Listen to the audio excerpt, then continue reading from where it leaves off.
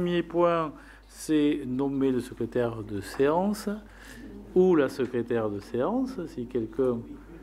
Une secrétaire de séance ou un secrétaire. Annie, tu veux être notre secrétaire? Allez, donc merci Annie d'être notre secrétaire. Donc premier point, c'est l'approbation du procès-verbal de notre précédente réunion. Est-ce que vous avez des remarques sur ce procès-verbal, des demandes de modification? Non, donc je vous propose de l'approuver. Qui est pour? Merci de cette unanimité. Premier point à l'ordre du jour, décision modificative sur le budget annexe. Martine, si tu veux bien prendre le point. Oui, bonsoir tout le monde. Donc, il s'agit d'une modification concernant le budget de notre pôle municipal de santé. En fait, nous proposons de diminuer les dépenses du chapitre 11 de 15 000 €. En fait, il s'agit donc d'une prévision de moins de frais de personnel pour la fin de l'année. Donc, c'est pour ça que nous le baissons. Et nous affectons cette somme de 15 000 € au budget d'investissement où là, il y a des besoins pour les achats de matériel et mobilier. Voilà, c'est un transfert du budget donc de fonctionnement, budget d'investissement du pôle municipal de santé. Vous n'avez pas de questions particulières? Qui est pour? Merci. Merci. Tu as un autre sujet totalement différent, mais tant que tu as la parole. Voilà, il s'agit de la proposition d'adhésion à l'association Arbres et Paysages d'Autan, qui est située à Aigues-Vives, donc dans la Haute-Garonne, une association loi 1901 qui a pour objet la protection de l'environnement, la restauration des paysages naturels, et son action se définit à travers l'aménagement paysager, la sensibilisation des publics à l'environnement. Donc, si vous en êtes d'accord, nous pourrions, avec cette association, à la condition d'y adhérer, avoir des projets d'aménagement paysager. Et en fait, cette association viendrait en assistance technique du service donc environnement et espace vert de la mairie, qui est au courant et qui est pour ce partenariat avec l'association. Et notamment, cette association pourrait aider dans le choix des plantes et arbres maintenant face au réchauffement climatique. Il est important d'avoir de bons conseils. Le coût de l'adhésion à cette association est de 200 € par année. Et bien sûr, si vous en êtes d'accord, les crédits seront inscrits au budget. Est-ce qu'il y a des questions? Prends le micro, s'il te plaît, comme ça on peut t'entendre.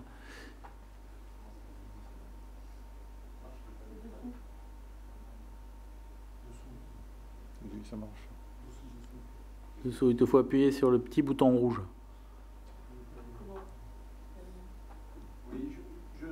On m'entend là? Oui. Ouais. Je voulais simplement dire que c'est une association qu'on a rencontrée. Alors, elle a une expertise très locale, donc sur les essences du coin, et elle a aussi une expertise sur tout ce qui est présentation arboricole ou autre dans un paysage pour des promenades ludiques.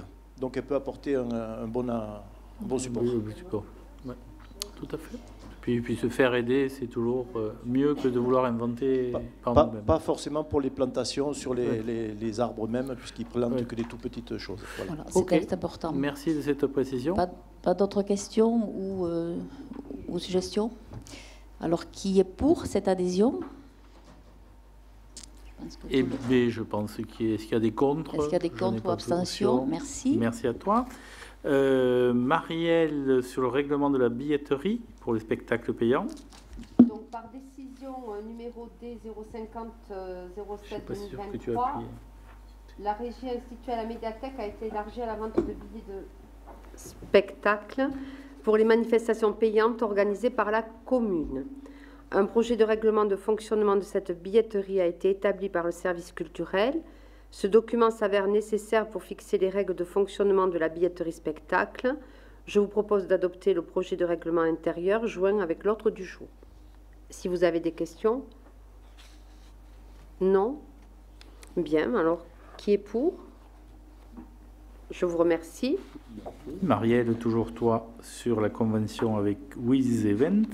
Donc, nous sommes dans le même cadre pour l'organisation de spectacles par la commune. Donc, parmi les 218 associations que compte la commune de Revel, 71 d'entre elles constituent le maillage culturel revellois. La commune accompagne ces associations pour développer une politique culturelle en fédérant, en harmonisant et en complétant la proposition d'animation. Pour cela, un poste de médiation des services culture et festivités a été créé en 2021 et permet de proposer un agenda des manifestations regroupant les événements culturels, festifs, sportifs et sociaux. En parallèle, les événements proposés par les associations sont complétés par des manifestations organisées par la commune. Ces représentations peuvent avoir lieu dans différents sites comme la salle Claude Nougaro ou le centre culturel qui abrite la salle de cinéma et la médiathèque, lieu stratégique pour le rayonnement culturel de notre ville. Dans ce cadre, la régie instituée à la médiathèque a été élargie à la vente de billets de spectacle pour les manifestations payantes. C'est le point que nous venons d'aborder. Afin de cibler un plus large public, il est envisagé de faire appel à une société pour effectuer de la vente de billets en ligne pour le compte de la commune, moyennant une rémunération fixée par la convention. À titre d'exemple, le prestataire sera rémunéré de la manière suivante: 2,5% du montant d'un billet vendu, avec un minimum de 0,99 € pour la vente en ligne et 0,20 € par billet émis pour la vente en guichet. Le prestataire propose également des solutions de location de matériel pour le contrôle des billets. Si ces dispositions recueillent votre accord, je vous propose d'approuver la convention à intervenir, d'autoriser Monsieur le maire à signer la convention et tout document en relation avec cette affaire. Donc c'est pour faciliter l'organisation des événements organisés par la commune. Est-ce que vous êtes d'accord? Oui, alors je vous demande de le signifier. Merci. Merci. Christelle, pour la création d'un comité de jeunes citoyens. Tout à fait. Bonjour à toutes et à tous. Bien, attachée au principe de participation des habitants à la vie de la commune, l'équipe municipale entend mener conformément à son projet une politique de citoyenneté active, de dialogue et d'échange avec l'ensemble des habitants, notamment les plus jeunes. Comme stipulé dans l'article 12.1 de la Convention internationale des droits de l'enfant, les États garantissent à l'enfant qui est capable de discernement le droit d'exprimer librement son opinion sur toute question l'intéressant, les opinions de l'enfant étant dûment prises en considération eu égard à son âge et à son degré de maturité. Dans cet esprit, en prolongement du Conseil municipal des jeunes et conformément à l'article L 2143-2 du CGCT, qui permet de créer des comités consultatifs, la commune envisage la création d'une nouvelle instance de participation citoyenne nommée Comité des jeunes citoyens. Les objectifs de ce CJC sont de proposer des idées pour l'amélioration de la ville, d'informer et de communiquer auprès des jeunes pour faire connaître les actions, recueillir des avis et faire connaître l'existence du CJC. En termes de fonctionnement, les modalités suivantes sont proposées. Le CJC est ouvert aux jeunes âgés de 14 à 20 ans, habitants, étudiants ou travaillant à Revel, ayant été élus au Conseil municipal des jeunes et sur proposition du président de la commission, désigné par arrêté municipal, comme le prévoit la réglementation. La durée de l'engagement est de 1 an minimum, renouvelable autant de fois que le jeune le désire, tant que l'âge maximum de participation n'est pas dépassé, sans pouvoir dépasser la durée du mandat municipal. Si ces dispositions recueillent votre accord, je vous propose d'approuver la création du CJC ainsi que le règlement qui en découle. Voilà, si vous avez des questions. Oui. Prends le micro, peut-être comme ça on entend ta question. Non, c'est juste une question sur les 20 ans, parce qu'à 18 ans, on est adulte, on participe à la vie normale. Donc je m'interroge sur le fait de porter à 20 ans le CJC. Alors, on s'est demandé effectivement pour les âges, mais on s'est dit que c'était bien aussi, parce qu'ils étaient plus mûrs, ils avaient aussi d'autres projets, et puis c'était bien de faire participer cette catégorie de jeunes, en fait, qui ne sont pas encore forcément sur les listes électorales pour participer au futur conseil municipal. Et donc, voilà, une question de maturité. Voilà.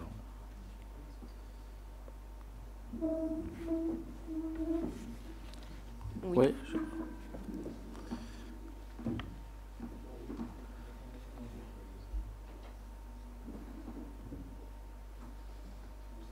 Donc, il faut appuyer sur le bouton rouge. Ça y est, c'est bon. C'est bon. Non, j'avais simplement une question. Pourquoi la possibilité d'être au CJC est uniquement réservée aux élus ou anciens élus? Parce que ça restreint énormément le nombre de possibilités. Alors parce qu'effectivement, ils vont être efficaces beaucoup plus rapidement, puisqu'ils ont eu l'expérience du conseil municipal des jeunes, ils savent comment ça fonctionne. Et donc, c'est pour qu'ils soient efficaces de suite. Sinon, ça prend du temps, quoi, en fait. On s'en rend compte. Le problème, c'est que ça restreint énormément les possibilités, parce qu'il n'y a eu que 2 conseils municipaux. Il y aura déjà 2 conseils. Alors, on a déjà 3 jeunes de l'ancien conseil municipal des jeunes, qui, celui au préalable, qui veulent participer. Et dans le conseil actuel qui devrait se terminer en début d'année, on en a au moins 3 ou 4 aussi qui poursuivraient. Donc, ça fait un petit groupe qui sera au fait et qui sera efficace de suite. Alors, c'est... Vas-y, voilà. Marielle. En fait, pour donner un peu plus de compléments d'information, ça a été une demande aussi de ces jeunes qui ont participé au premier conseil municipal, qui n'entraient plus dans le règlement au niveau des élections par leur âge et qui avaient envie de continuer et qui ont continué sous d'autres formes, parce que volontaires à l'accompagnement à la scolarité, volontaires aussi au conseil au niveau de l'espace jeune. Voilà, donc on a cherché avec Christelle et avec Annie une façon de, on va dire, officielle de pouvoir reprendre ces bonnes volontés et pour les amener vers la future vie citoyenne adulte, effectivement. Alors les 20 ans, pourquoi pas, après... certains ont dit qu'ils pouvaient être encore sur Revel à 20 ans ou pas très loin. Bon, c'était à discuter. On a préféré mettre un petit peu plus large pour effectivement ne pas freiner les bonnes volontés que nous avons. Oui, et puis je pense qu'il faut le faire tourner, puisqu'on avait créé il y a déjà quelques années le conseil municipal des jeunes. Là, on essaye d'aller chercher la tranche d'âge au-delà, parce qu'autrement on les perd un petit peu. Donc il faut le faire tourner. On aura une première expérience jusqu'à la fin de ce mandat et on en tirera les conséquences, ou nos successeurs en tireront les conséquences quant au mode d'élection, de désignation et quant à l'âge par rapport à ça. Donc je pense, et merci à ceux qui vont prendre en charge ce complément d'activité en plus du conseil municipal des jeunes, pour voir comment on arrive à faire tourner et qu'est-ce qu'on peut tirer entre guillemets de ces éléments-là. Donc faisons une expérience, il fallait se donner un cadre, c'est le cadre que vous avez proposé. Donc comme tout cadre, on peut discuter des bornes et des façons, mais vivons et après on adaptera s'il faut adapter, quoi. Le but, c'est d'aller chercher une tranche d'âge qu'on voit assez peu et comment peut-on les intéresser à la vie publique. C'est ça l'objet.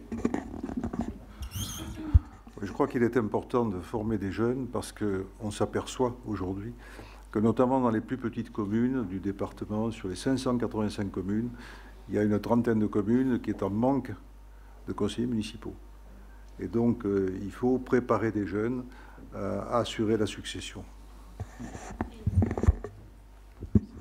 Et il n'y a pas possibilité d'ouvrir à d'autres qui voudraient tenter l'expérience, même s'ils n'ont pas l'expérience précédente du comité municipal des jeunes. C'est dommage de... Alors, je ne dis pas... Et à mon avis, il n'y aura pas... il n'y aura pas 150 personnes, ouais. Enfin 150 jeunes. Mais ce serait dommage de leur fermer la porte sous prétexte qu'ils n'ont pas été avant au conseil municipal des jeunes. Il existe au niveau de l'espace jeune, les jeunes qui fréquentent peuvent venir apporter des idées également. Donc là, je veux dire, n'importe quel jeune peut venir participer à ces mercredis, c'est les mercredis après-midi où ça se passe, et ça peut leur permettre de donner la parole. Mais comme le disait Laurent, on lance une année, on verra bien, et il faut modifier, il faut bien débuter, et ensuite on verra selon les retours que nous avons. Si on a beaucoup de jeunes qui ont envie d'intégrer, on reverra. Autrement, voilà.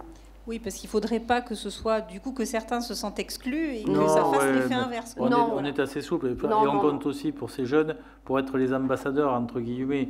Et s'ils arrivent en disant moi j'ai un candidat, j'ai un ami, un copain, peu importe, qui souhaiterait, je pense qu'on sera assez souple pour modifier ou pour enclencher ces éléments de départ. Mais il faut se donner une base de départ pour faire l'étape d'après, quoi, la première étape et ensuite l'étape d'après.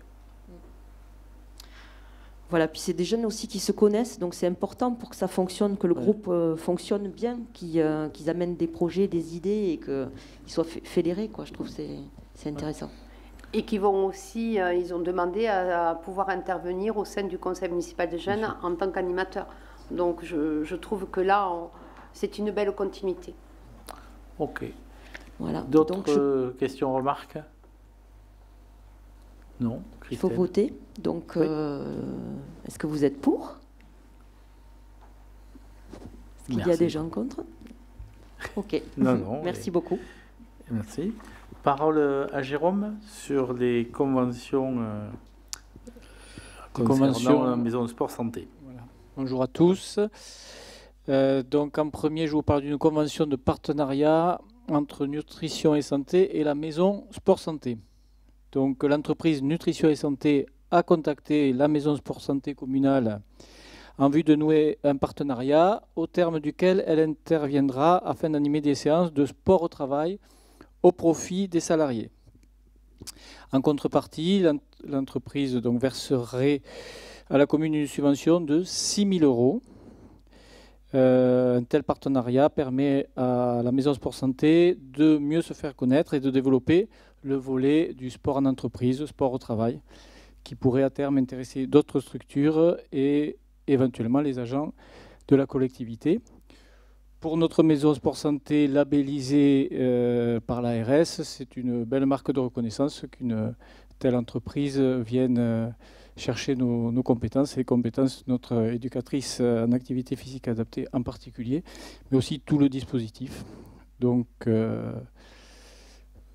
je pense que c'est une belle reconnaissance de beaucoup de travail. Et voilà, je suis prêt à répondre à vos questions, s'il y en a. Non, donc on peut noter qu'Alain Chatillon et moi-même, on ne participera pas au vote, puisqu'on a eu des fonctions, et même des fonctions de création pour certains dans cette société. Donc, pour pas qu'il y ait de problèmes éventuels, je voudrais bien noter qu'on ne participera pas au vote là-dessus.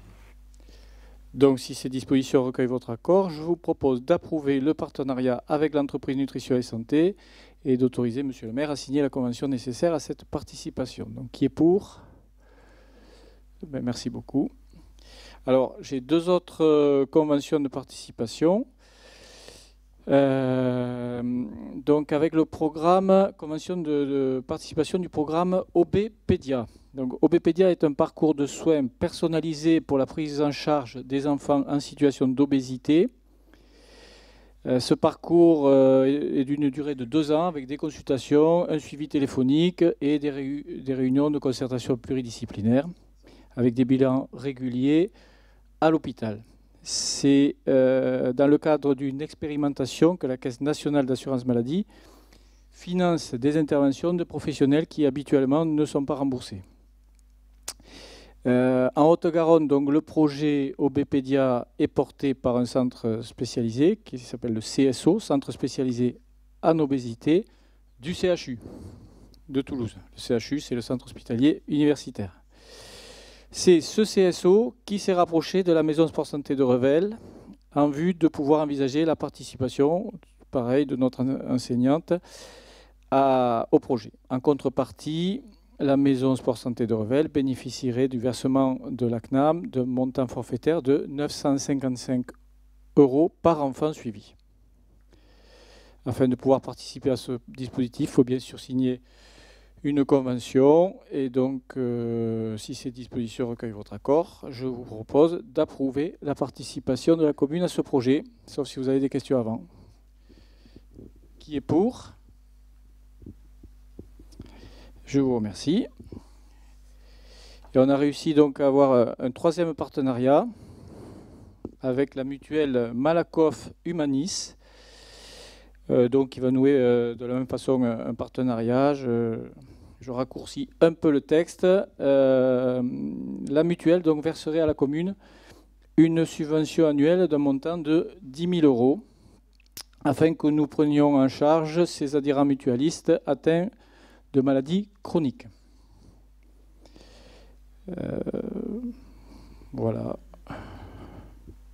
Il est par ailleurs précisé qu'une partie de l'intervention de la commune concernant le suivi à domicile des patients serait confiée à un prestataire externe conventionné. Ça, c'est une évolution qu'on donne à notre maison sport santé, c'est-à-dire qu'il y a une partie de l'activité physique adaptée qui est spécifique aux gestes du quotidien et qui permet de limiter en particulier les chutes à domicile et donc rentre dans le cadre du maintien à domicile facilité. Or, notre enseignante ne peut pas se rendre à domicile du fait de notre structure et de notre organisation, mais si des patients adhérents de la mutuelle Malakoff Humanis avaient besoin de ce type de soins, nous avons trouvé une partenaire qui conventionnée, qualifiée, qui pourra effectuer ce genre d'acte à domicile. Donc ça donne une sorte d'antenne à notre maison sport santé adaptée au maintien à domicile. Et je vous rappelle que nous avons signé via l'intercommunalité un contrat local de santé avec l'ARS dans lequel il y a 5 points, dont un des points, le deuxième, est de favoriser le maintien à domicile le plus possible. Et donc notre maison sport santé rentre dans ce cadre, rentre aussi dans le 3e point qui est les actions de prévention en santé. Voilà, donc c'est une belle évolution et un beau partenariat aussi avec des acteurs qui peuvent aller jusque dans les maisons pour faire de l'activité physique. Est-ce que vous avez des questions? Est-ce que notre enseignante arrivera à assurer la totalité de ce nouveau travail avec le partenariat qu'il fait, notamment nutrition et santé? Oui, elle y arrivera parce que grâce à votre accord, nous l'avons passé à temps plein. Oui, je rappelle qu'au départ, Mallory était à mi-temps. Donc la recherche de ces partenariats permet, d'ouvrir notre maison de santé vers l'extérieur, le sport santé vers l'extérieur, et c'est toujours bien d'ouvrir vers l'extérieur. Et deuxièmement, ça a permis de consolider le poste, et ces partenariats extérieurs permettent de nous aider à financer ce bout de poste. Donc bien évidemment, on a prévu ces conventions que parce qu'on savait qu'on pouvait les remplir, quoi. D'autres questions? Voilà, donc si ces dispositions recueillent votre accord, je vous propose d'approuver le partenariat avec la mutuelle Malakoff Humanis et ainsi que la convention à intervenir et d'autoriser Monsieur le maire à signer la convention nécessaire à cette participation. Qui est pour?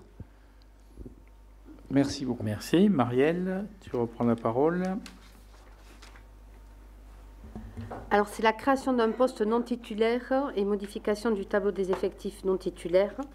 Donc, conformément aux possibilités offertes par le statut de la fonction publique territoriale, il est proposé au conseil municipal de créer un poste non titulaire à temps non complet sur le grade de médecin territorial hors classe en vue de répondre à un accroissement temporaire d'activité du centre municipal de santé et dans l'attente du recrutement pérenne d'un médecin. Si ces dispositions recueillent votre accord, je vous propose d'autoriser Monsieur le maire à constater le besoin concerné et à signer les arrêtés à intervenir, d'approuver le tableau des effectifs non titulaires modifiés. Les crédits nécessaires sont inscrits au budget de la commune. Qui est d'accord? Merci. Donc là aussi, on consolide petit à petit. On arrive à compléter. Même si c'est une tâche sur laquelle Jérôme s'y colle et c'est pas facile, mais on y travaille. Toujours toi? Oui. Marielle. Donc là, on va parler de l'adhésion à la mission conseil en organisation du CDG 31. Le centre de gestion de la Haute-Garonne, CDG 31, propose aux collectivités territoriales qui le souhaitent un service de conseil en organisation et politique de rémunération. Le CDG 31 est ainsi en mesure d'accompagner les collectivités adhérentes dans des démarches de diagnostic, d'organisation, de conduite, de changement, de gestion de projet, de mise en place d'outils RH, donc ressources humaines, et d'accompagnement à la mise en place d'un régime indemnitaire. La commune a pris attache avec le CDG 31 en vue d'engager une démarche portant sur les lignes directrices de gestion. Il s'agit d'un document réglementaire qui retrace la stratégie ressources humaines de la collectivité et notamment les modalités de promotion interne et d'avancement de grade. À la suite de l'étude de faisabilité réalisée par le CDG 31, il ressort que le coût du projet est de 2 588,25 €. Pour pouvoir bénéficier de ce service, il convient de prendre une délibération autorisant l'autorité territoriale à conventionner avec le CDG 31. Si ces dispositions recueillent votre accord, je vous propose d'adhérer à la mission Conseil en organisation et politique de rémunération proposée par le Centre de gestion de la Haute-Garonne, d'approuver la proposition financière formulée au titre de l'étude de faisabilité, ainsi que la convention à intervenir, et d'autoriser Monsieur le maire à signer la convention nécessaire à cette adhésion. Est-ce que vous êtes d'accord? Oui. Est-ce que vous avez des questions? Des questions aussi? Non, mais je vous remercie. Moi, je m'abstiens. Ok. On peut savoir pourquoi? C'est du conseil. Oui. Je trouve qu'on est des grands garçons. Ouais, parfois, si tu veux, il faut aussi ouvrir un peu à 360. On peut avoir ses certitudes, mais de temps en temps, regarder ce qui se passe ailleurs dans les collectivités peut être intéressant. Ouais, et je pense en plus qu'on est vraiment devant des points qu'il va falloir traiter de temps de travail, de rémunération, d'attractivité dans nos collectivités, et on a un gros chantier devant nous qu'il faut préparer et se faire, pas conseiller, mais se faire accompagner, et même avoir d'autres expériences. Enfin, notre collectivité, ce qu'elle est, avoir d'autres expériences, en particulier avec un centre de gestion qui voit beaucoup de collectivités territoriales, et on est dans la collectivité territoriale, je pense que ça a du bon. Et voilà pourquoi on est parti là-dessus, et ne serait-ce que pour nous obliger à avoir ce type de réflexion. Et vu les budgets, on n'est pas sur des autres montants qu'on a pu voir ici ou là. On rappelle que c'est 2 800 € en termes de conseil. Je pense que c'est raisonnable et bien encadré par rapport à ça. Voilà, mais tu es libre de ton abstention. D'autres remarques sur ce point? Non, merci. Alors là, ça va être le moment de gloire de Michel, qui a 4 ou 5 points. On le pensait désœuvré après le PLUI, mais non, mais non, il y a encore beaucoup de choses. Bon, merci de passer à moi. Bon, je vais commencer par une convention opérationnelle avec l'établissement public foncier d'Occitanie, le PFO. Engagé avec les programmes de revitalisation Action Cœur de Ville et Bourg-Centre, la commune souhaite poursuivre ses actions en centre-ville, notamment avec le concours de différents partenaires, dont l'établissement public foncier d'Occitanie. C'est dans ce cadre qu'une convention d'anticipation foncière a été conclue sur la période 2019-2023. Elle a permis l'acquisition de l'îlot des Trois Grâces, rue Victor Hugo. En effet, le PFO est habilité à procéder à toute acquisition foncière et opérations immobilières afin de mobiliser du foncier et de favoriser le renouvellement urbain et la lutte contre l'étalement urbain. La commune de Revel et l'intercommunalité ont décidé de poursuivre ce partenariat en contractualisant avec le PFO pendant une période de 8 ans sous la forme d'une convention opérationnelle foncière sur le périmètre défini par la zone 1 du site patrimonial remarquable, SPR, de la commune. Une enveloppe maximale prévisionnelle de 1,5 million € pour la durée de la convention a été actée entre les parties. Un projet de convention tripartite a été établi en précisant les engagements de chaque partie. Vous avez le projet de convention annexé à la délibération. Je pense que vous l'avez tous lu. Vous avez des questions particulières là-dessus? Voilà, l'avantage, c'est que ça permet d'acquérir et ça permet un portage financier par le PFO le temps de mettre en place une opération. S'il n'y a pas de questions, considérant l'intérêt de ce partenariat, je vous propose d'approuver la convention opérationnelle foncière avec le PFO et l'intercommunalité pour une durée de 8 ans sur le périmètre de la zone 1 du SPR et d'autoriser Monsieur le maire à signer la convention tout en venant, ne remettant pas en cause l'économie générale de la convention et tout document nécessaire à la réalisation de cette opération. Qui est pour? Qui s'abstient? Je ne vois pas. Bon, personne, merci. Je continue. avec la délégation du droit de préemption urbain de la communauté de communes Lauragais-Revel-Sorézois à la commune. Par délibération du 4 juillet 2023, la communauté de communes Lauragais-Revel-Sorézois a institué le droit de préemption urbain sur l'ensemble des zones urbaines, des zones U et des zones à urbaniser, AU, telles qu'elles sont délimitées au plan local d'urbanisme intercommunal, PLUI. Pour davantage de réactivité, il est possible de déléguer l'exercice du droit de préemption urbain aux communes membres en fonction des compétences transférées à la communauté de communes. Conformément à l'article L 213.3 du Code de l'urbanisme, la communauté de communes a donc décidé de déléguer à la commune de Revel le droit de préemption urbain sur les zones UAU, AU0 du PLUI, à l'exception du périmètre sur lequel l'intercommunalité exerce une compétence de développement économique. Si ces dispositions recueillent votre accord, je vous propose d'accepter la délégation du DPU de la communauté de communes sur ces zones U, AU et AU0, à l'exception du périmètre de la zone d'activité économique, où là, c'est de la compétence de l'intercommunalité. Est-ce que vous avez des questions? Je vois. Hop. C'est important. Et ce qu'on avait décidé, c'est que chaque commune conservait le droit de préemption pour avoir beaucoup plus de souplesse, de réactivité. Et c'est un élément important à prendre.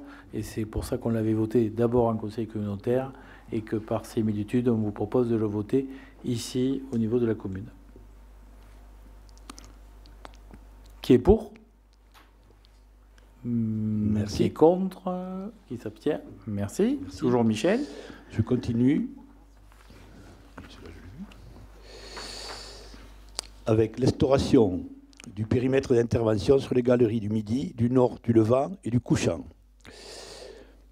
À la suite de divers signalements sur l'état de certaines poutres et piliers place centrale, la commune a pris l'initiative de mandater le bureau d'études Efora Ingénierie pour un premier diagnostic des façades et des éléments de structure situés sur les galeries du Midi, du Nord, du Levant et du Couchant, l'ensemble surplombant le domaine public. La commune avait pris soin au préalable de demander l'autorisation aux propriétaires et syndics d'effectuer des sondages à la pointe sur toutes les poutres et solives, ainsi qu'un examen visuel des désordres observés. 4 propriétaires ayant indiqué qu'ils ne donneraient pas leur accord, leurs immeubles n'ont pas été intégrés à l'étude réalisée par la commune. Le rapport reçu en juin 2023 révèle des dégradations avec d'une part la présence d'insectes xylophages et d'autre part des désordres structurels dont certains pourraient mettre en danger la solidité des bâtiments à plus ou moins brève échéance. Pour mémoire, le régime de propriété des galeries devrait être celui de la division en volume en raison de la superposition d'une partie du bâtiment et de l'espace public. Il s'agit d'une technique juridique qui consiste à diviser la propriété d'un immeuble en fractions privatives distinctes sur le plan horizontal ou vertical. Au cas d'espèce, les planchers hauts et les piliers extérieurs relèvent du domaine privé, le sol appartenant à la circulation piétonne qui relève du domaine public. Compte tenu de l'ancienneté du site, une dizaine de bâtiments seulement sont actuellement sous ce régime. Donc on le fait au fur et à mesure qu'il y a des ventes, on régularise cette situation. Concernant la présence de pathologies liées aux insectes xylophages, les arrêtés préfectoraux du 10 décembre 2001 et 29 octobre 2002 instaurent sur l'ensemble du département de la Haute-Garonne une zone de surveillance et de lutte contre les termites. L'article 2 de l'arrêté du 29 octobre 2002 prévoit que les maires pourront, dans leur commune, déterminer une ou plusieurs zones plus restreintes de contamination qui pourront faire l'objet d'un périmètre de lutte organisé. Le 24 juillet, une première réunion a eu lieu à mairie pour informer les propriétaires, les syndics et les gestionnaires des propriétés des premières conclusions. L'ensemble des propriétaires et copropriétaires avaient été avertis pour cette réunion. Considérant la nature juridique du passage sous les galeries et les risques au titre de la sécurité publique, la commune étudie la possibilité d'intervenir dans son champ de compétences. Sur la base de ces éléments et pour accompagner les propriétaires et copropriétaires dans les interventions à conduire pour lever ces désordres et le péril afférent, la commune va instaurer un périmètre d'intervention correspondant à chaque galerie, dont il y aura 4 périmètres. Il permettra également de faciliter la mise en œuvre d'actions communes à tous les propriétaires et d'envisager les aides mobilisables et de prescrire, le cas échéant, des mesures coercitives. À ce titre, vous avez la liste des parcelles concernées sur les différentes galeries, et je ne vais pas vous les citer. Je pense que c'est pas... Oui, voilà, c'est la totalité des parcelles qui jouxtent les galeries. Voilà. Vous avez des questions sur sujet-là, qui est un sujet très important. Et oui. Disons qu'il y a, sur l'ensemble du périmètre, il y a des zones où il y a un péril qui est urgent, d'autres des périls imminents, et puis après on a fait une gradation dans les interventions qu'il faudrait faire, en sachant que les zones où c'est urgent, il est urgent d'intervenir justement, et de prendre des mesures de précaution justement pour pas avoir de problème. Alors, c'est des chantiers qui vont être longs et grands, ou grands et longs, je ne sais pas dans quel sens on le fait, mais sur lesquels il faut, du même titre qu'il faut se soucier du beffroi, il faut qu'on prenne soin de nos garlandes qui sont quelque part en tout. Et la difficulté, c'est comme il y a de multiples propriétaires ou de multiples intervenants, ce qu'on essaye, c'est d'arriver à une coordination qu'on va essayer de faire garlande par garlande. Parce que je prends l'exemple pour le traitement contre les insectes, ça serait un peu vain qu'un seul propriétaire traite et que son voisin ne traite pas parce qu'il n'y aurait pas d'effet. Donc on va essayer d'arriver à fédérer un petit peu tout ça, mais je pense qu'on va en reparler souvent dans cette enceinte. Et bon, je précise bien quand même, et c'est important de le dire, de le faire savoir, qu'on a informé tout le monde. Je veux dire, on n'a pas fait ça dans un petit coin avec 4 propriétaires. Bon, il y en a qui ne sont pas venus, mais je veux dire, tout le monde a été informé. Et là maintenant, cette fois, puisqu'on fait des réunions garlande par garlande, on fait la même chose. On leur a envoyé le copie du rapport qui les concernait.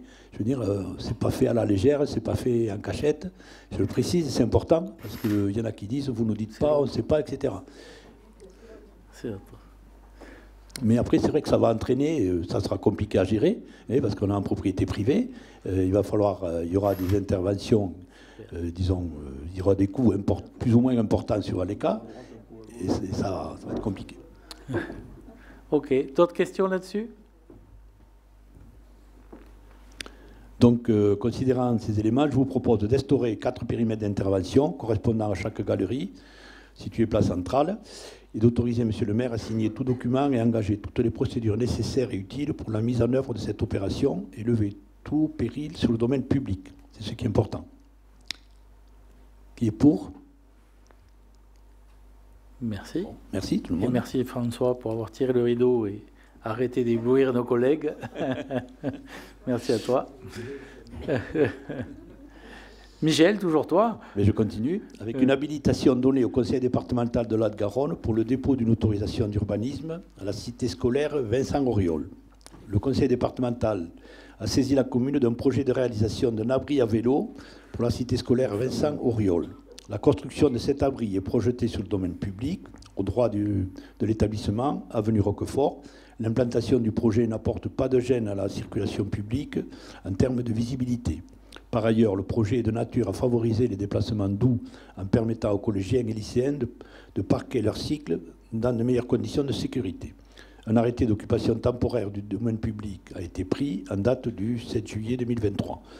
Et en application des dispositions des articles R 223, 331 et 331-13 du Code de l'urbanisme, il y a lieu d'habiliter le conseil départemental à déposer une demande d'autorisation d'urbanisme pour cette opération sur le domaine public communal.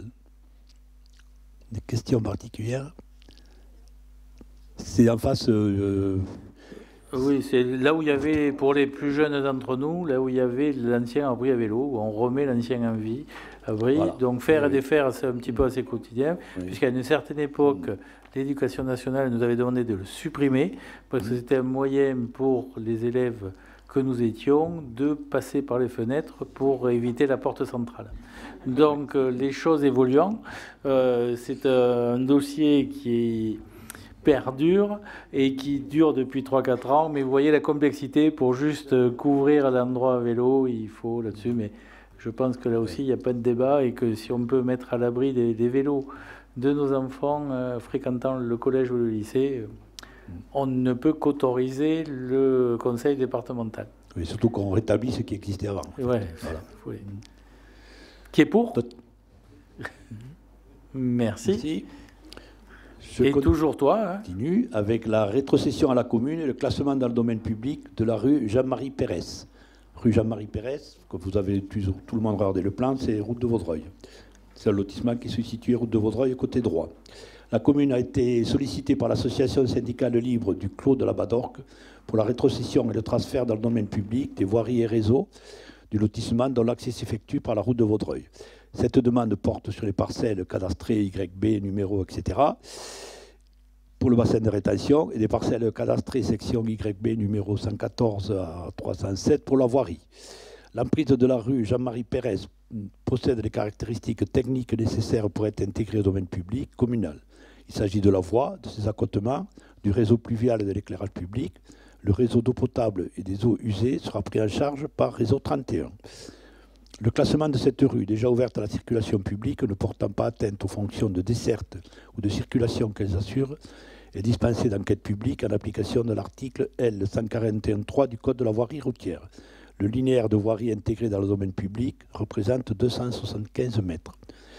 La contenance des parcelles supportant la voirie réseau divers de 1914 mètres carrés, les espaces verts de 499 mètres carrés, bassin de rétention compris. C'est surtout le bassin de rétention qui a une certaine importance.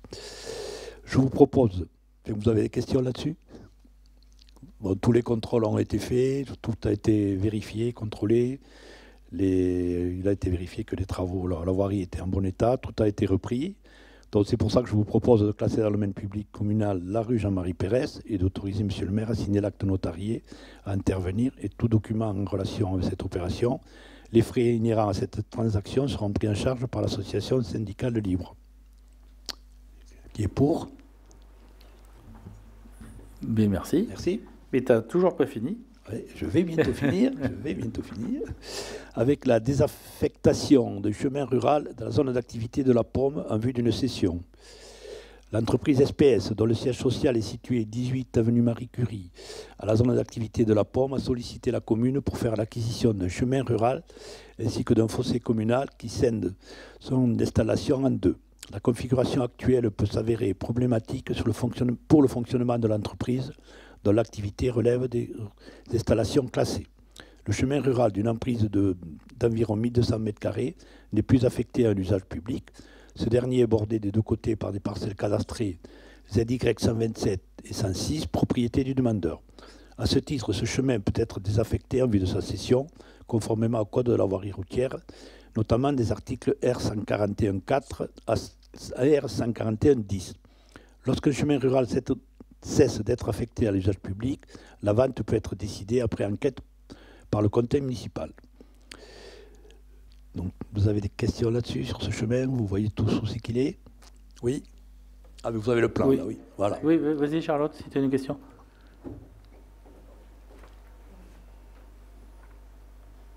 Oui.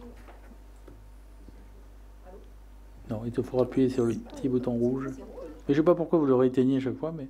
Là, oui, ça marche. Donc, oui, enfin, je comprends qu'effectivement, c'est bordé de chaque côté par l'entreprise, ça coupe en deux, mais je trouve toujours dommage qu'un chemin rural soit abandonné.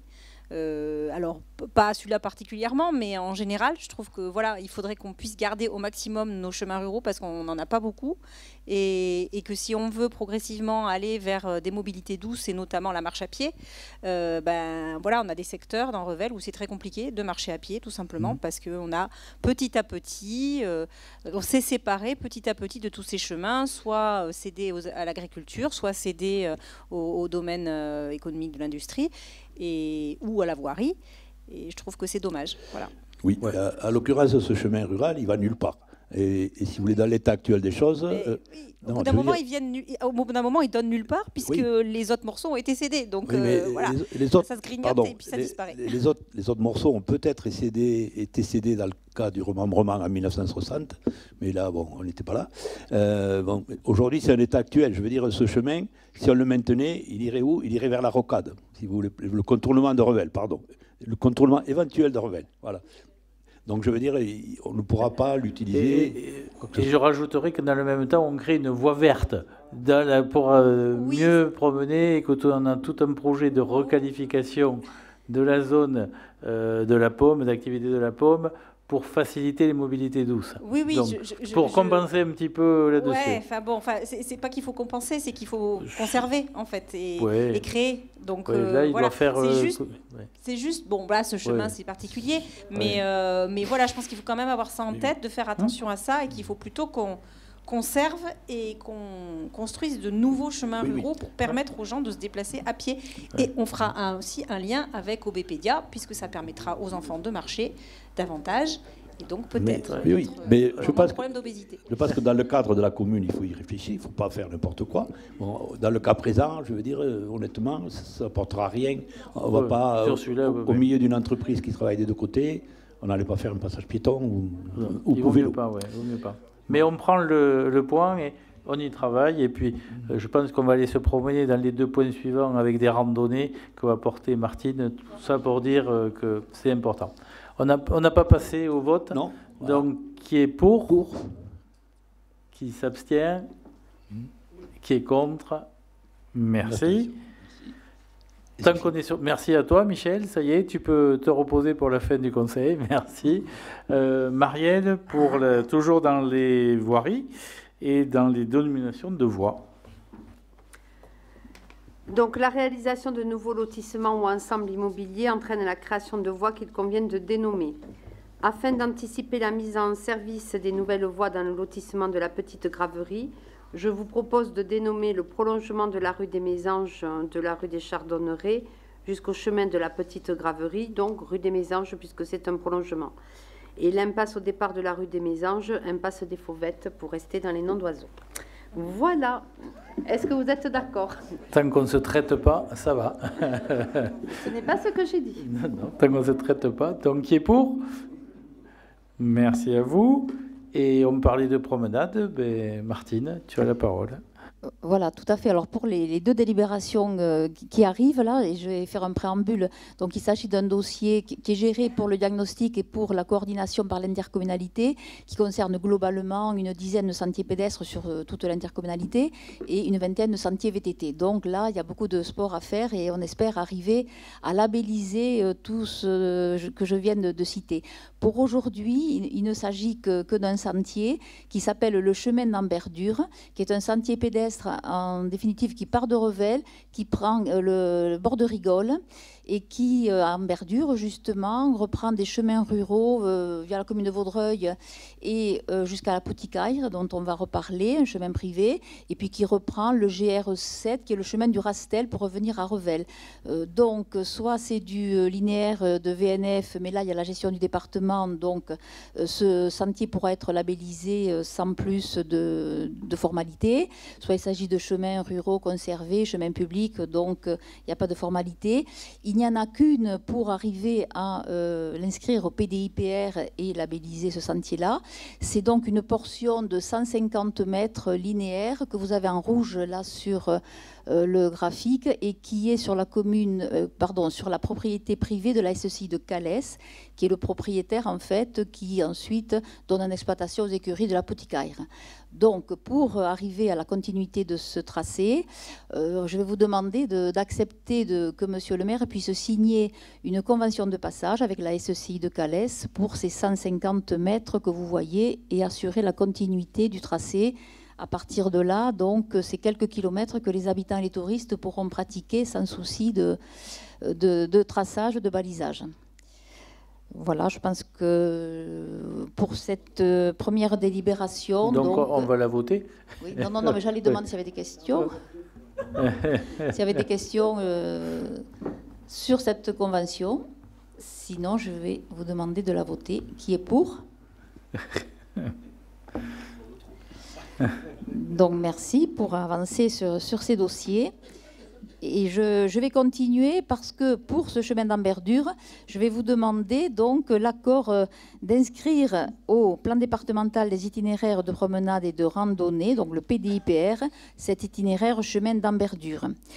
Donc une délibération d'ailleurs avait été prise il y a un peu plus d'1 an, mais elle n'avait pas le formalisme précis que nous a demandé le département de la Haute-Garonne. Donc en fait, nous la reprenons aujourd'hui pour vous demander l'inscription du chemin que je viens de vous décrire, qui, dans cette délibération, on va retirer la délibération du 2 décembre 2021 pour quelques mots qui n'étaient pas précis.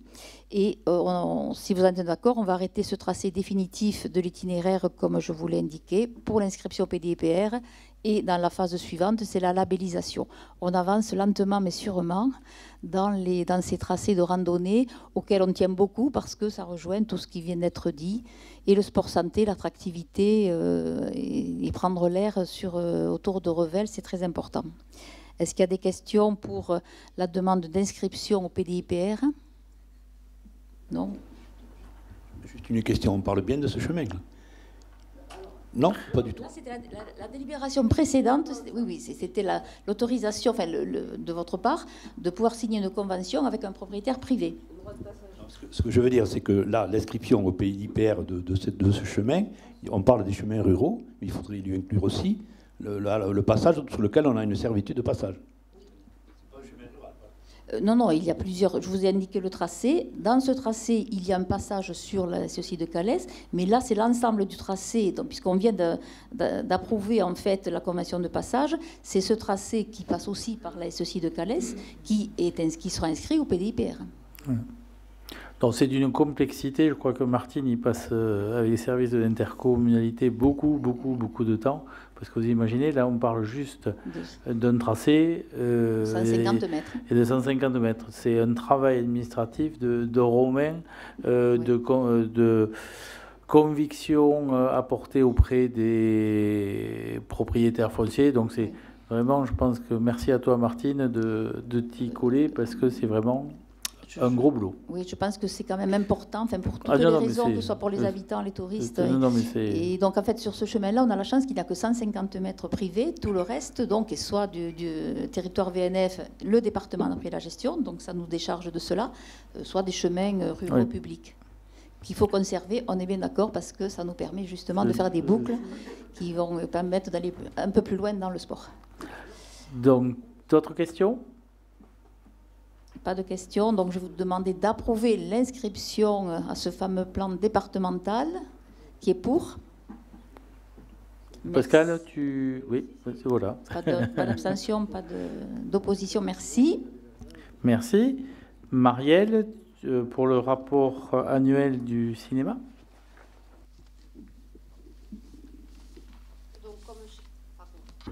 Comme chaque année, conformément à l'article L 1411-3 du Code général des collectivités territoriales, le délégataire d'un service public doit produire chaque année donc un rapport sur l'exécution de son activité. Ce rapport doit faire l'objet d'une communication par le maire au conseil municipal. Un exemplaire de ce rapport a été reçu en mairie le 25 juillet 2023 et a été communiqué avec l'ordre du jour. Donc c'est vrai que c'est le rapport de l'année 2022, ce qui veut dire qu'on a pratiquement une année de retard, mais je peux vous donner quand même quelques chiffres qui sont intéressants.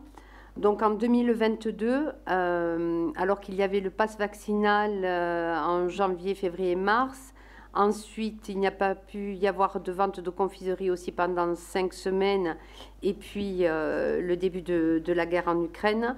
Le fait également qu'il y ait moins de films produits, notamment aux États-Unis. Nous avons eu quand même 28 485 spectateurs payants. L'année d'avant, on n'en avait que 16 000. Par rapport à la moyenne nationale, Revel est à plus 59%. C'est-à-dire que le cinéma de Revel et de proximité donc attire beaucoup plus de spectateurs que dans les grands cinémas en périphérie urbaine ou de métropole. Le nombre de séances bien sûr a été multiplié par 2. Qu'est-ce que je peux vous dire d'intéressant? 268 films contre 114 l'année d'avant. Et surtout, une chose qui me paraît très intéressante pour Revel, c'est que 28% des films, ce sont des films art et essai. Donc cela permet à un large public de trouver son compte au niveau de la programmation. Voilà. Et le tarif moyen d'une place de cinéma a très peu évolué puisque nous sommes à 5,14 € au niveau national. La place moyenne est à 7,04. Donc notre cinéma joue bien son rôle de cinéma de proximité, d'offre culturelle. Pour vous donner des chiffres un peu plus actuels, je me suis rapprochée donc du gestionnaire. Et à ce jour, nous sommes pratiquement à 20 000 entrées, avec un prévisionnel d'ici la fin de l'année à 30 ou 32 000, selon la sortie ou non d'un dessin animé d'une célèbre marque. Voilà. Donc on espère que le cinéma va continuer à progresser, notre cinéma va continuer à progresser autant que cette année, et que nous retrouverons un niveau de fréquentation intéressant, comme l'ont été les années 2018 et surtout 2019, puisque c'était une belle année de référence. Voilà, pour pouvoir se projeter, j'espère, vers l'avenir. Merci. Donc, je vais vous proposer de prendre acte du rapport d'activité de l'exploitation du cinéma municipal Cinéjet. Donc, pas de vote, mais on prend acte. On prend acte. Merci. Dans la même lignée, c'est François qui va nous parler de du rapport du délégataire de l'Agence régionale de l'aménagement, pardon, c'est pas délégataire, l'ARAC, la fameuse ARAC.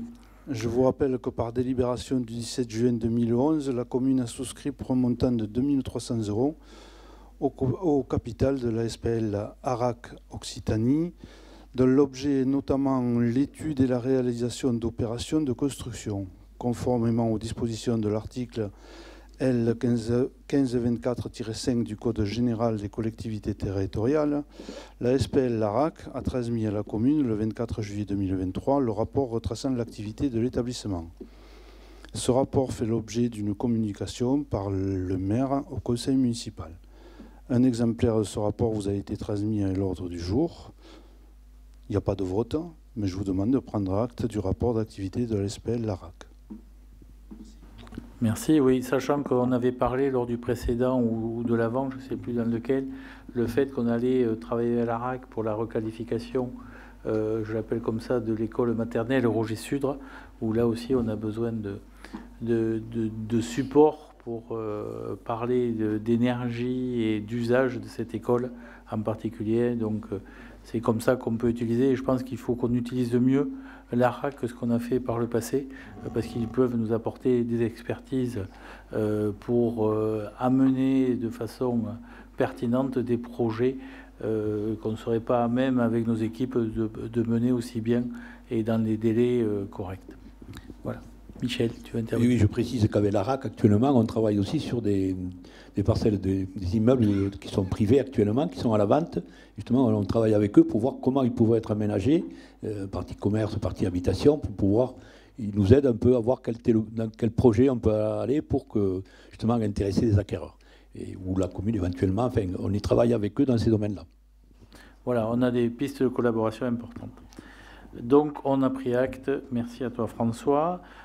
Toujours en termes de prise d'acte et d'information, c'est le rapport de la Société anonyme d'économie mixte locale Forum d'entreprise de Revel.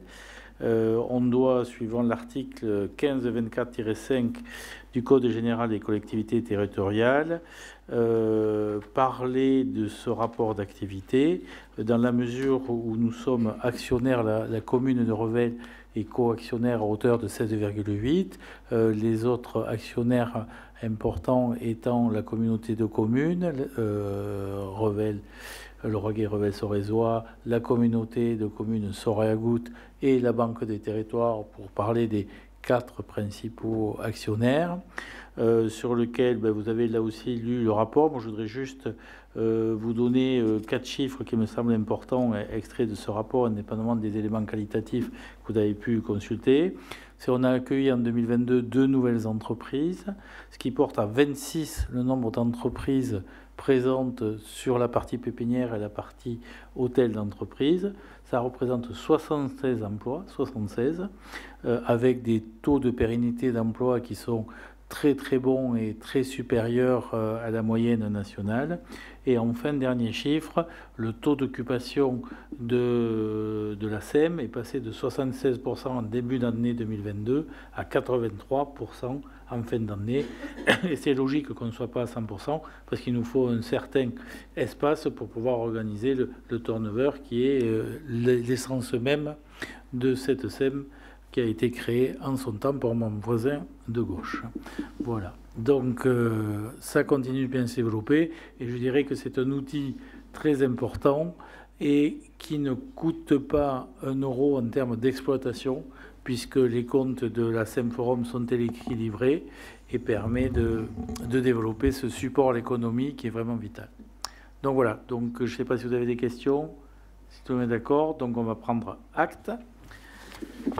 Autre élément, on arrive au dernier point avant de voir s'il y a des questions, qui sont les informations diverses que je vous dois. Non, tu as encore un point. Hop, j'ai un point, j'ai oublié qui? J'ai oublié François, sur le rapport des services du gaz naturel. Je te prie de m'excuser, François. Le point, c'est plus embêtant. Je te prie de m'excuser. L'entreprise GRDF est délégataire du service de distribution de gaz naturel sur la commune depuis le 1er mars 2018. Pour une durée de 30 ans. Les dispositions de l'article L1411-3 du Code général des collectivités territoriales stipulent que des communications à la commune par le délégataire du rapport retraçant les opérations afférentes à une délégation de service public, son examen est mis à l'ordre du jour du prochain conseil municipal qui en prend acte. Ce rapport est tenu à votre disposition auprès de la direction générale. Donc je vous propose de prendre acte du rapport d'activité 2022 sur l'exécution de la délégation de service public du service de distribution de gaz naturel sur la commune. Merci. Merci. Et là-dessus, du coup, maintenant, je peux enclencher. Merci. Je pense que si j'ai oublié autre chose, dites-moi-le. Donc, conformément à l'article 2122-22 et 2122-23 du fameux Code général des collectivités territoriales, j'ai reçu délégation dans plusieurs domaines. À ce titre, je vous informe de la signature d'une convention entre l'ARAC et la commune pour une mission d'assistance à la maîtrise d'ouvrage pour le suivi des études de programmation de l'école maternelle Roger Sudre, pour un montant de 22 980 €, de l'actualisation des tarifs de la restauration scolaire et de l'accueil de loisirs associés à l'école, qu'on a plafonné à 2,5%, alors que les augmentations étaient beaucoup plus importantes. Vous suivez l'actualité et l'inflation comme moi. À titre illustratif, pour un repas, vous savez qu'on dépend d'un quotient et qu'on le fixe en fonction d'un quotient qui va du plus bas à 1,80 à un maximum de 3,95 pour les gamins, sachant que le prix du repas est bien évidemment très supérieur à ce niveau-là, mais ça fait partie, je pense, de notre rôle social qu'on continue, qu'on a changé il y a plus d'1 an maintenant, la restauration qui s'est améliorée très nettement, même s'il faut toujours garder l'œil dessus. On sait que c'est un sujet sans fin et sans fond, et que dès qu'on tourne le regard, il y a une tendance à la qualité qui peut s'amenuiser, donc il ne faut pas... il faut continuer de maintenir la pression sur notre prestataire pour s'assurer que les prestations soient bonnes, mais faisons confiance à Annie et aux équipes des agents communaux pour avoir cet œil-là. Donc on a fixé aussi les tarifs de l'ALAE, c'est-à-dire de l'accueil de loisirs associés à l'école. Et là aussi, le tarif va de 0,74 à 1,90 en fonction du quotient familial. Donc, si on cumule les deux, ça va de 2,54 pour les plus bas quotients familiaux à 5,85 incluant le repas. Je pense qu'on est tout à fait raisonnable par rapport à ça. On a déposé des plaintes pour de l'affichage sauvage et dégradation de biens publics, sur des transfos, sur des vitrines, sur une autre plainte sur des tags et de la dégradation de la façade du temple, sur lequel, pour les deux plaintes qu'on a déposées, les auteurs ont été identifiés. Voilà. Bon, je ne m'étendrai pas davantage sur certains éléments. mais ce n'est pas forcément que des jeunes, on va dire ça comme ça, puisqu'on parle de 61 ans et de 62 ans. Donc, qui est très jeune, certes, je suis d'accord avec toi. Mais voilà, donc c'est très très jeune, on est tous d'accord pour dire ça, mais voilà, et certains avec des soucis psychologiques importants qui font que malheureusement c'est très difficile à anticiper. Signature d'une convention avec la société Intramuros, et je pense que lors du prochain conseil, Alain pourra peut-être nous en parler et même nous faire une démonstration, si tout va bien, pour un coût de 1512, qui en fait va remplacer l'application Welcome. Vous avez tous les difficultés connues par la société Scopelec, qui fait que cette association, et on avait volontairement et de façon très proactive essayé de soutenir Scopelec en choisissant cette application Welcome à l'époque. Malheureusement, elle n'est plus entretenue, donc il faut qu'on trouve une autre solution parce que le besoin est là. Donc, Alain, tu nous présenteras ça lors d'une prochaine session, si tu veux bien. L'attribution de concessions funéraires, vous me permettrez de ne pas détailler les normes, mais vous les avez eues dans votre dossier par rapport à ça. En termes d'infos, peut-être sur la rentrée scolaire, tu veux dire quelques mots, Annie? Prends ton micro, s'il te plaît. Le micro.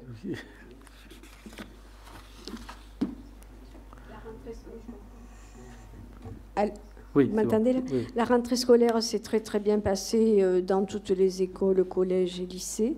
Les effectifs, dirons, sont plutôt stables, oui. Même s'il y a eu une suppression de classes à Roger-Sudre élémentaire, comme vous savez tous, mais en compensation, il y a eu une création de classes à Roger-Sudre maternelle.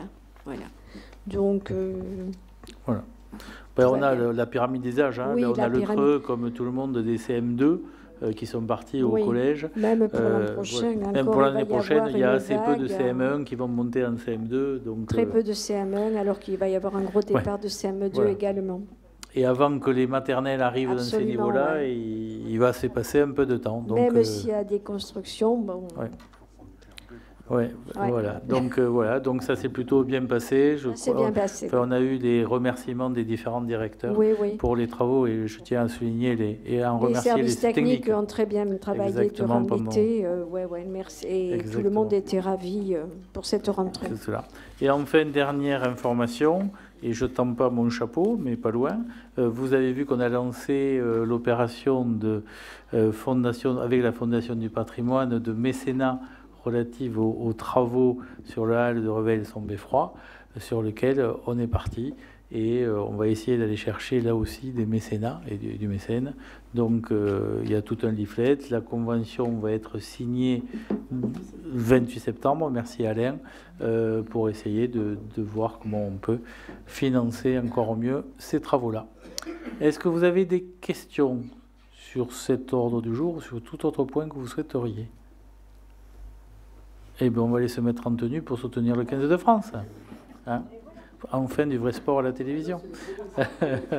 Allez, bonne soirée, bon match et à très bientôt.